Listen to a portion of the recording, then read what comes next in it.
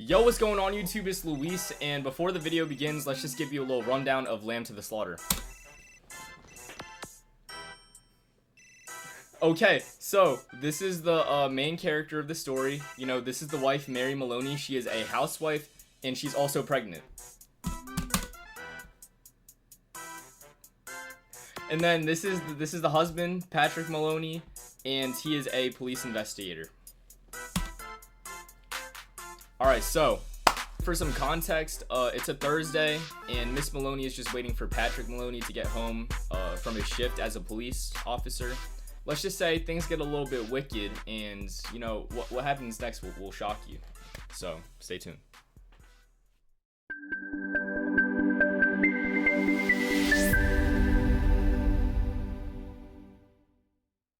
Patrick just got off of work as Mary was waiting for him. Oh, hello, darling. You came over hard early.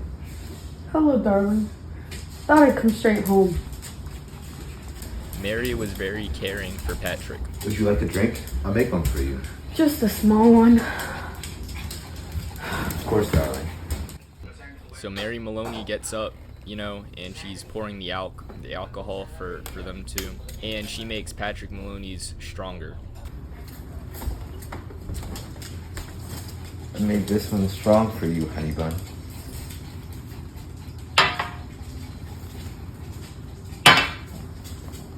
Ooh. Patrick seemed a little bit off and was drinking a lot. Tired, darling? Yes, I'm tired. Patrick downed the whole glass and wanted some more. Wait, I'll fetch you another one. Sit down. I'll get it.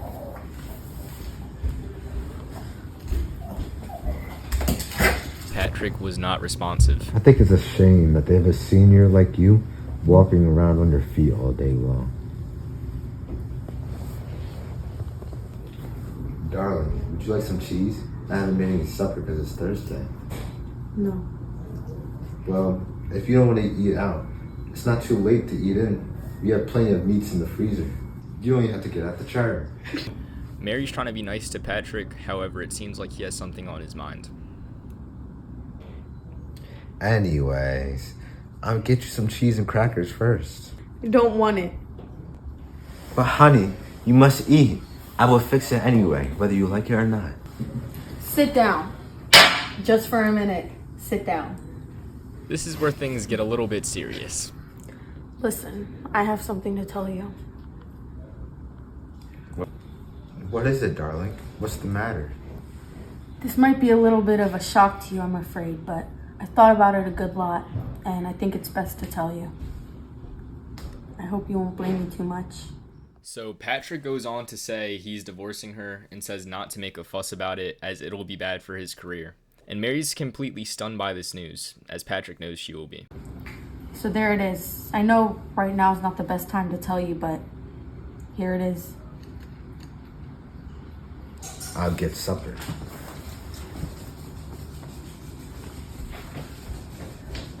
It was all automatic for Mary from this point out. She was still shocked, and she grabbed whatever she could from the freezer first, and what was that?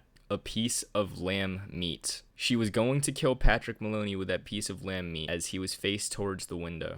For God's sake, don't make me suffer. I'm going out. Mary has now killed Patrick with a piece of lamb meat. Alright, so I've killed him. Now instead of throwing it away, she put it inside of the oven.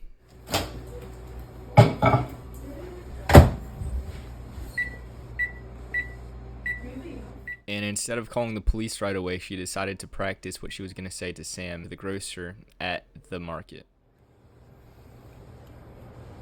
Hello, Sam. I would like some potatoes, please.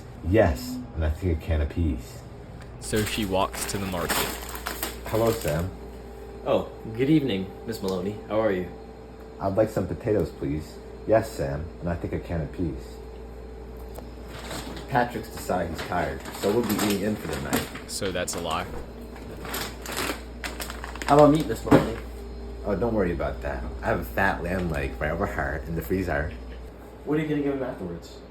I don't know. What would you suggest, Sam? I would suggest a nice big slice of cheesecake. I know he likes it. It's perfect. He loves it.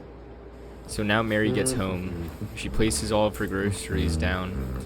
She doesn't have to fake act sad since she already was, but all of the emotions are starting to come out now.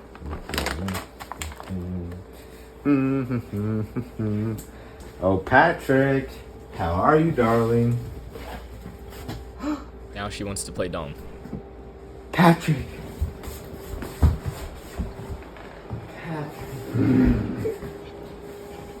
Patrick.